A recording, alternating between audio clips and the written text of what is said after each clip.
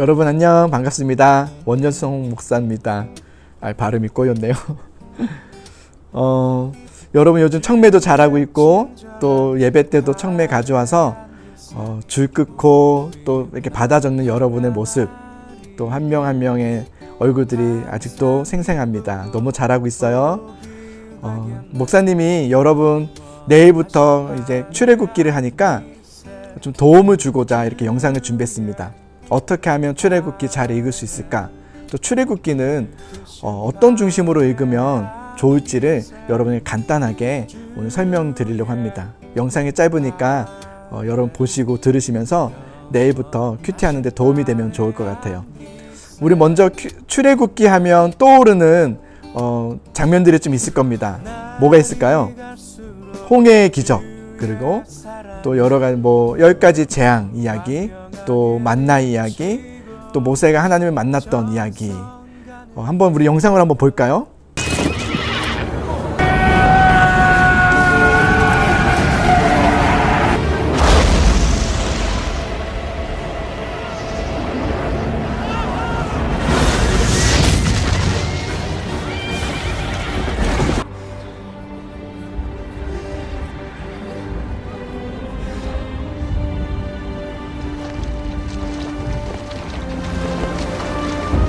이 지팡이를 통해 너는 내 기적들을 행하게 될 것이다.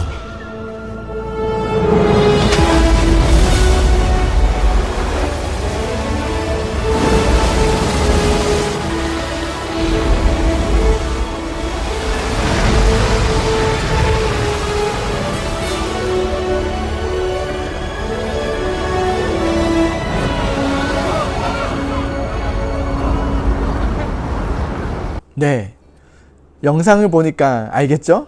저게 다 출애굽기에 나오는 이야기입니다. 그런데 저런 모습들을 우리가 이렇게 기억되다 보니까 이런 얘기를 하는 것 같아요. 옛날에는 성경에는 저런 일들이 있었는데 요즘은 왜 저런 일들이 일어나지 않나요? 저런 기적들은 왜 요즘은 일어나지 않아요? 라고 생각하고 질문하는 수 있다고 생각합니다. 저도 여러분 나이 때 그랬거든요. 근데 사실 출애굽기는 모세의 이야기나 아니면 저런 홍해의 기적의 이야기, 또 어떤 신비한 이야기들을 핵심으로 다루고 있는 책이 아닙니다.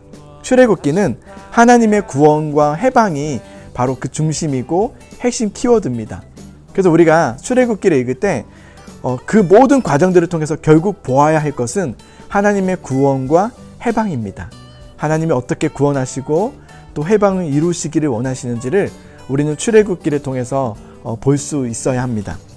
출애굽기, 영어로 엑소더스라고 하는데요. 엑소더스는 떠남, 또 나감, 또 이탈이라는 뜻을 갖고 있습니다. 출애굽기는 정말 애굽에 있었던 이스라엘이 나가게 되는 이야기를 담고 있죠. 그런데 이상하게도 출애굽기 1장부터 40장까지를 보면은 모두가 다 출애굽하는 이야기는 아닙니다. 출애굽의 이야기는요 1장부터 14장까지만 15장까지만 있고요. 그다음 16장부터 18장까지는 이제 출애굽해서 애굽에서 나가서 시내산까지 가는 그 과정의 이야기들을 담고 있고, 그리고 19장부터 마지막 40장까지는 애굽 그 시내산 밑에서 머무르면서 있었던 이스라엘의 이야기들을 담고 있습니다. 그래서 실은 출애굽기가 애굽 탈출 이야기만 다루고 있지 않기 때문에 제목이 좀 어울리지 않을 수 있다고 생각도 듭니다. 그런데 저는 묵상하면서 그런 생각이 듭니다. 진정한 애굽에서의 떠남, 또 진정한 애굽에서의 나감, 그 이탈은 바로 애굽만 나오면 되는 이탈이 아니라, 나감이 아니라 하나님께로 나아감, 하나님 안에 거함, 하나님의 임재 안으로 들어감, 그것이 진정한 출애굽이겠다는 생각이 들었습니다. 여러분, 애굽을 섬기던 이스라엘이 이제는 애굽을 떠나고 하나님을 예배하고 하나님을 섬기는 하나님의 자녀들이 되는 것, 이것이 진정한 출애굽이 아닐까 생각이 듭니다. 그래서 출애굽기를 여러분 이제 보시게 되면 장소가 다르다는 걸 보게 됩니다. 첫 번째 장소는 애굽이죠. 애굽에서의 출애굽하는 과정을 담고 있다면, 그 다음부터는 시내산으로 이동하는 광야에서의 그 생활, 그리고 시내산에 도착하여서 시내산 아래에서 머물면서 있었던 그 일들 속에서 각자의 반전의 이야기들을 담고 있는 것이 출애굽입니다. 압제로부터의 자유, 그리고 노역으로부터 예배하는 삶으로, 그리고 하나님의 부재, 또 하나님의 없음에서 하나님의 임재함으로 들어가는 그 은혜의 역사하심, 반전의 이야기가 바로 전체적으로 출애굽의 이야기라고 보면 되겠습니다. 그래서 하나님의 구원과 해방, 하나님의 구원과 해방이 바로 출애굽의 핵심 키워드입니다. 여러분 반드시 기억하십시오.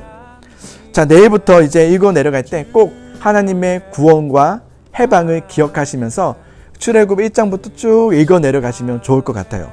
자, 마지막으로 여러분 출애굽을 읽을 때 팁을 드린다면 그냥 읽지 마시고 하나님의 시각에서 한번 읽어보면 좋을 것 같아요. 자, 지금 여러 가지 사건들과 이야기들이 있는데 하나님은 여기서 어떤 분이신가? 하나님은 어떤 마음이셨을까? 하나님은 어떻게 하고 계시는가를 여러분 하나님의 관점에서 여러분 중심에서 생각해 보면서 출애굽을 읽어내려가면 참 좋을 것 같아요. 그러니까 단순히 야 바다가 갈라졌다는 게 신기해 그런 의미라기보다 하나님은 왜 어떻게 도와주셨는가, 하나님은 우리 삶 가운데서도 어떻게 인도하시는가를 하나님의 중심적으로 출애굽을 여러분 한번 읽어보시면 훨씬 더 큐티를 하는 데 도움이 많이 되실 거라고 생각이 듭니다.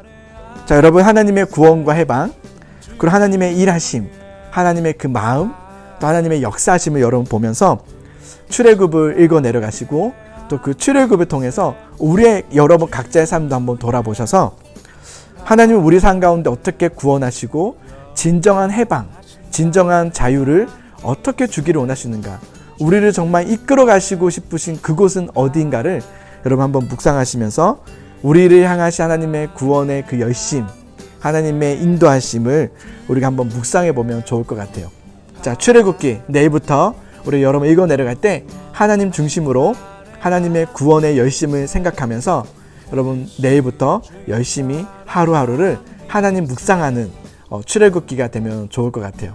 자, 이번 주 주일에도 우리 같이 만나서 같이 은혜 시간을 나누면 좋겠습니다. 여러분 이번 주에 주일날 9시 또 만납시다. 안녕.